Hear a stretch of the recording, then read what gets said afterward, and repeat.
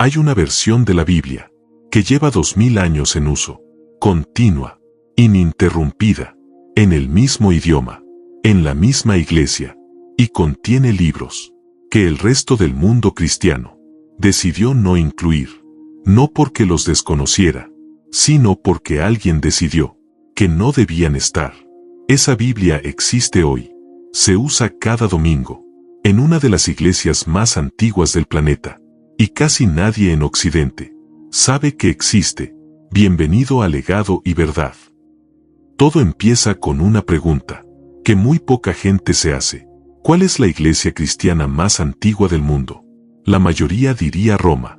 Algunos dirían Constantinopla. Hay dos respuestas que los historiadores discuten. Armenia, en el año 301, y Etiopía, en el año 330. Pero hay una diferencia fundamental. Armenia fue absorbida por imperios sucesivos. Su tradición cristiana sobrevivió, pero no de forma aislada. Etiopía no. La iglesia etíope es la única tradición cristiana que adoptó el cristianismo como religión oficial en el siglo IV, y lo mantuvo sin interrupciones, sin colonización doctrinal, sin rendir cuentas a Roma ni a Constantinopla. Hasta hoy, en el año 330 después de Cristo, el reino de Aksum, en lo que hoy es Etiopía, adoptó el cristianismo como religión oficial, el mismo año en que Constantino todavía estaba consolidando el imperio romano.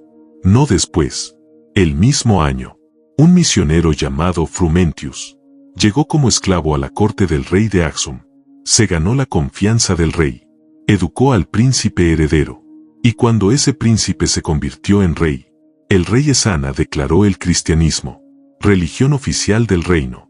Frumentius viajó a Alejandría, fue consagrado obispo, y regresó a fundar la iglesia de Etiopía. Eso ocurrió en el siglo IV, antes del concilio de Nicea, antes de que Roma tuviera una Biblia oficial, antes de que existiera el canon que hoy conocemos, y mientras el resto del mundo cristiano pasaba los siguientes siglos debatiendo qué libros debían estar en la Biblia, la iglesia etíope ya tenía los suyos. Hoy la Biblia protestante tiene 66 libros, la católica tiene 73, la Biblia etíope tiene 81, y esa diferencia no es un error, no es una versión alternativa, no es una tradición menor, es el resultado de una historia completamente distinta. Cuando los traductores etíopes comenzaron a verter las escrituras al Ges, el idioma sagrado de Aksum, usaron la Septuaginta, la traducción griega del Antiguo Testamento, la misma que usaban las primeras comunidades cristianas. Y en esa tradición, había textos que circulaban ampliamente en el judaísmo y el cristianismo temprano, textos que la iglesia etíope incluyó, y que el resto del mundo cristiano eventualmente descartó. Entre ellos, el libro de Enoc, un texto de visiones celestiales, ángeles que descienden a la tierra, gigantes, el juicio final, un texto que circulaba ampliamente en el mundo judío de la época de Jesús, y que no está en tu Biblia, el libro de los jubileos, una reescritura del Génesis y parte del Éxodo, que organiza toda la historia bíblica, en ciclos de 50 años, y que fue encontrado entre los manuscritos del Mar Muerto, entre los textos más sagrados de la comunidad de Qumran. No está en tu Biblia tampoco, y 3 libros llamados Mecabian, que no tienen equivalente en ninguna otra tradición cristiana del mundo. La iglesia etíope los considera tan canónicos como el Génesis. Estos libros no desaparecieron, no se perdieron, no fueron destruidos, simplemente quedaron fuera de la lista, que otro grupo, en otro lugar, en otro momento, decidió que era la correcta. Y aquí es donde la historia se complica, porque hay una pregunta que muy poca gente se hace. ¿Quién decidió qué libros entran en la Biblia? La respuesta popular es el Concilio de Nicea, el año 325, Constantino, los obispos reunidos. Esa respuesta es incorrecta. El Concilio de Nicea no discutió el canon bíblico. No hay un solo registro de esa discusión. Lo que sí ocurrió fue esto. Durante los primeros siglos del cristianismo, No existía una lista oficial. Las distintas comunidades usaban distintos textos. Algunas incluían el libro de Enoc, algunas incluían el pastor de Hermas, algunas excluían el Apocalipsis. No había consenso.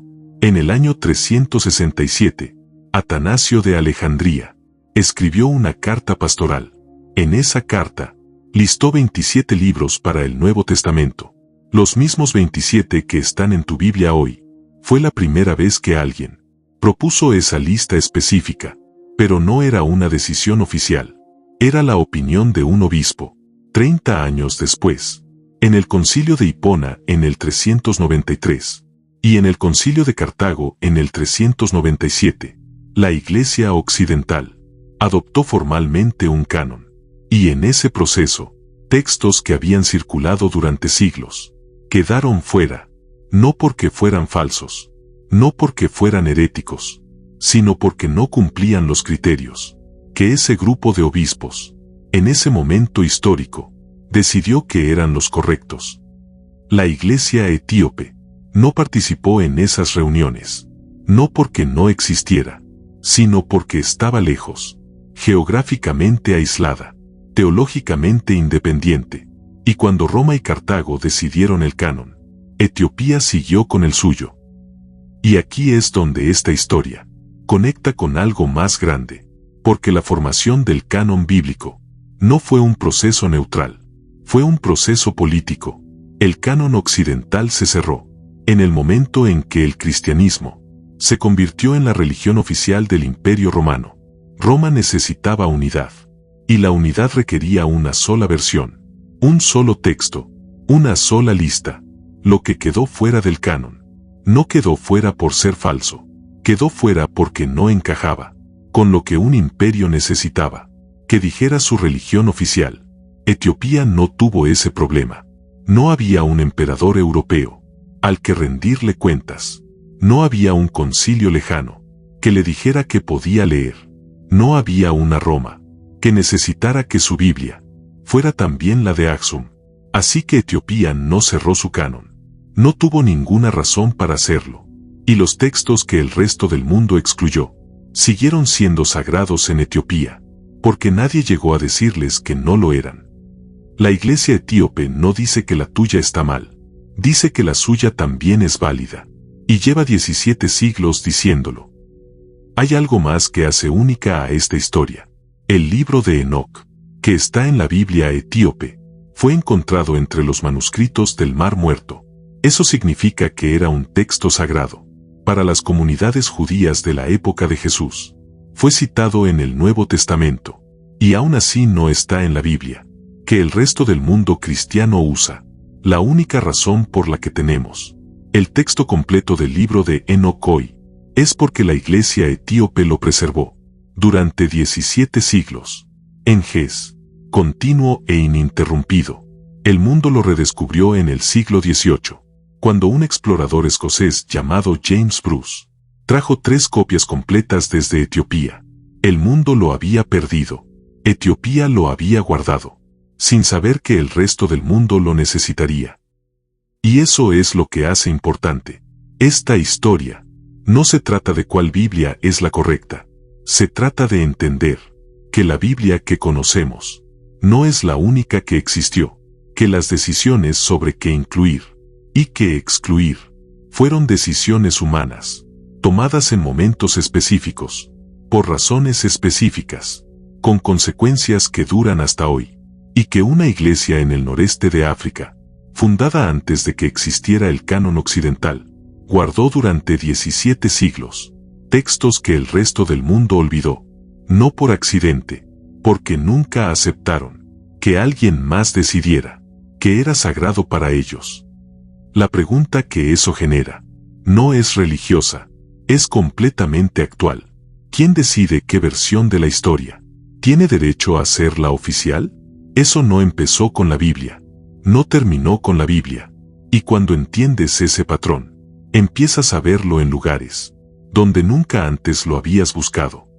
En el siguiente video, vamos a hablar de los ángeles caídos, los que aparecen en el libro de Enoc, los que aparecen en el Génesis, y los que las instituciones religiosas llevan siglos intentando explicar.